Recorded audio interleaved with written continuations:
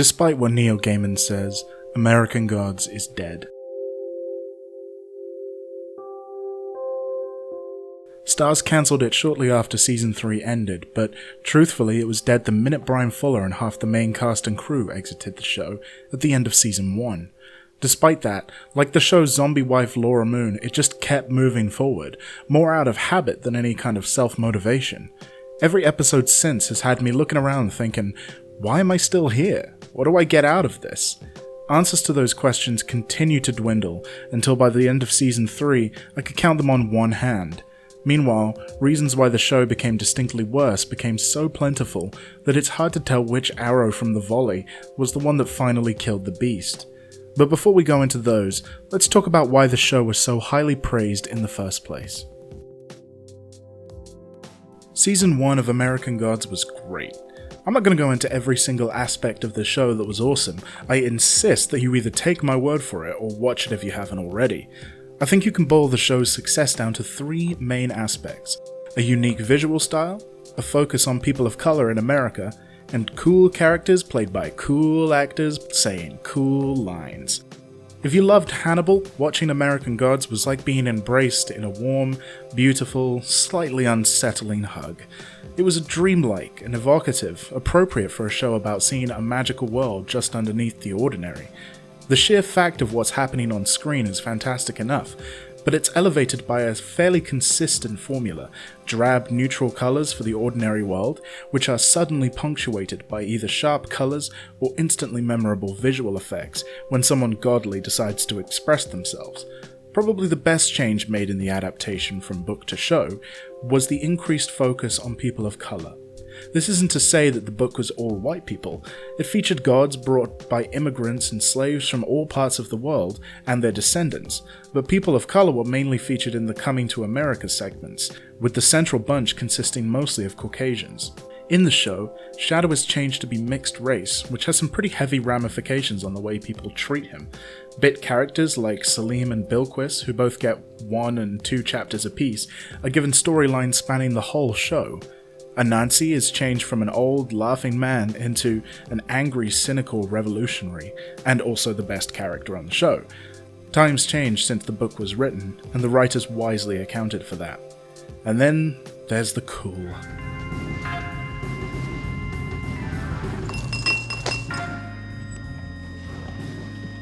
Cool. Now there are starmen waiting in the sky.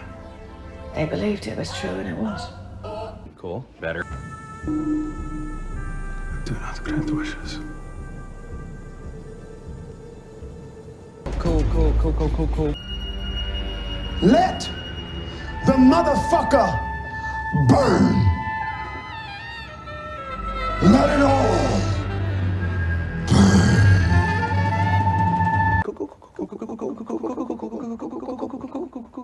Cool. Enough said, really. The behind-the-scenes drama of American Gods is often more interesting than the show itself. It's not an exaggeration to say that it completely fell apart. Here is a list of all the departures that occurred between the end of Season 1 and 2. Showrunners and writers Bryan Fuller and Michael Green leave the show after Season 1, citing a lack of time and money to adapt the show. The first season went millions over budget. Gillian Anderson, who plays Media, and Kristen Chenoweth, Easter, leave the show after Season 1, citing scheduling conflicts that were apparently anticipated. Due to budgetary concerns, Season 2 was shortened from 10 episodes to 8, and the 6 episodes Fuller and Green had already written are thrown out. Jesse Alexander is brought on as showrunner for Season 2, but his scripts are rejected for not being weird enough, and he's eventually sort of fired, leaving Season 2 to be completed without a showrunner. Actor and writer for Season 2, Orlando Jones, who plays Anansi, is fired ostensibly due to his character not appearing in the part of the book being adapted. Unlike Demeter, Bilquis, Laura, Tyr, Technical Boy, Ibis, Mr./Miss World, Johan, Ocean, Liam, Chernabog, and Whiskey Jack, who all definitely appear in Lakeside in the book. The result of all of this exodus was a chaotic Season 2, in which lines were often written on the day or improvised. The show even went on hiatus for weeks, since the script for the finale hadn't even been written. And it's so obvious to see as a viewer. Season 2 unpleasantly tries to imitate Season 1's bizarre style without any of its substance or originality, but also manages to be fairly ordinary at the end of the day. Where Season 1 had the overarching focus on Wednesday's bid to recruit old gods for a war with the new gods, Season 2 is mostly treading water and maneuvering. Stopping to breathe allows the show to focus on some nice micro-stories, such as the CEOs, or the debate at Cairo's funeral parlor, or Baron Samedi's just his whole deal. But that's all overshadowed by the scrambling to pick up the pieces of the show. Take Media's departure, for instance. Her rebirth as new media, her attempted merger with Argus, and the general attempt to modernize her character accounts for nothing when she uses traditional media to turn the world against the old gods.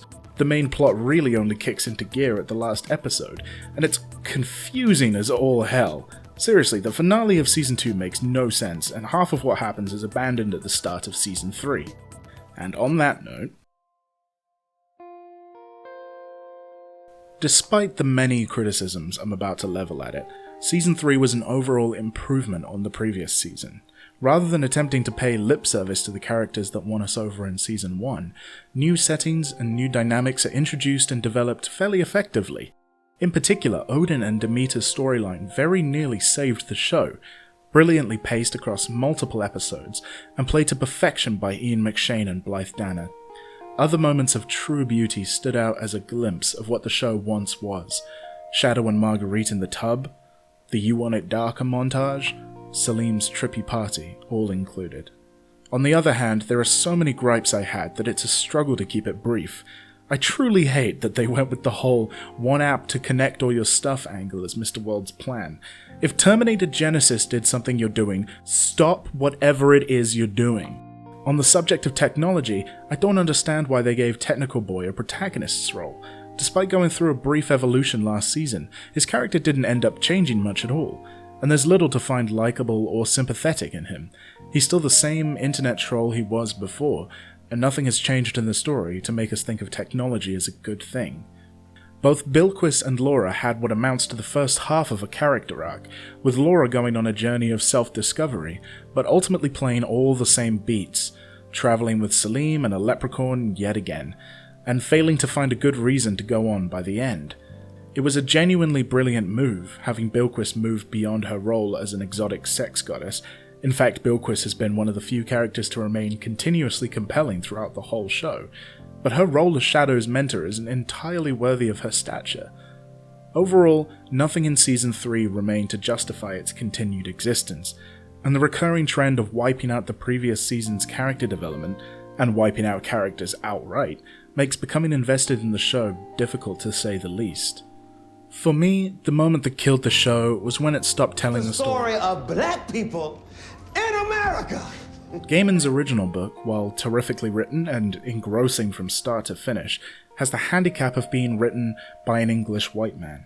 His perspective reads like a curious tourist, dipping his toe into cultures foreign to him and lamenting their disappearance from a comfortable armchair. The stories don't make me feel the pain of persecution, or make my blood boil at injustice, or urge me to defend the victimized. Meanwhile, I'll challenge anyone to watch Anansi's introductory speech on the slave ship and not want to join a Black Lives Matter march the next day. Shifting from the perspective of non-white characters like Salim, Bilquis, Anansi, and Shadow provided the show with heaps of emotional weight, and more importantly, I think, something to say that actually mattered. I find it deeply insulting that they shifted focus away from the persecuted black characters and more on how uncomfortable the topic of racism made the white characters. Mulligan's awkward apology for arresting Shadow is given screen time, rather than Shadow's discomfort at being the only person of color in a small town in Wisconsin.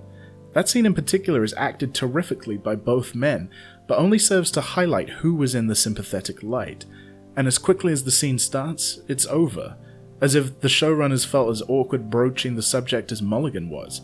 Similarly, they introduced and then quickly sidestepped the fact that Wednesday is partly responsible for the genocide of the Native Americans. And what the hell was with that last scene of Shadow and the cotton-picking slaves staring at each other? The only way I can read that scene is that it's Shadow realizing the tremendous history of suffering that led to him being able to make a choice for himself that day. But, and let me enunciate this clearly, he's a black man in America. He knows full well how he got there. It's a moment that might have played really well if it were an ignorant white character forced to confront the horrors of slavery, but it wasn't. If you ask me, the Season 3 team were naively struggling through ideas that the first episode of the entire show treated as a given. I hate an unfinished story. Shows like Firefly and Hannibal are testament to what happens when you don't cast your net as wide as you can to catch as many viewers as possible. But I have no doubt that American Gods could have continued in its weird little way despite its niche angle. What killed the show was the departure of the creative minds that made it what it was, and the failed attempt of those that followed to copy its style. If there's one thing I hate more than an unfinished story, it's a story that finishes poorly. I'd rather wipe seasons 7 and 8 of Game of Thrones from my memory than have them sour the whole show by association. And I'd rather we stopped trying to restore American Gods to its former glory and simply let it die. There was nothing on television quite like the first season of American Gods. Unfortunately, I don't believe we'll ever capture that magic again. Thanks very much for watching, guys. If you liked it, leave a like, and please, no, genuinely, if anybody has an alternative reading for that scene with Shadow in the cotton field at the end of Season 3, please let me know. It's been bugging me. It really bugs me. The only interpretation I have for it doesn't make any goddamn sense, so please let me know. If you like this, check out more stuff on the channel, and we also have our music and gaming channels if you want something more along those lines. See ya!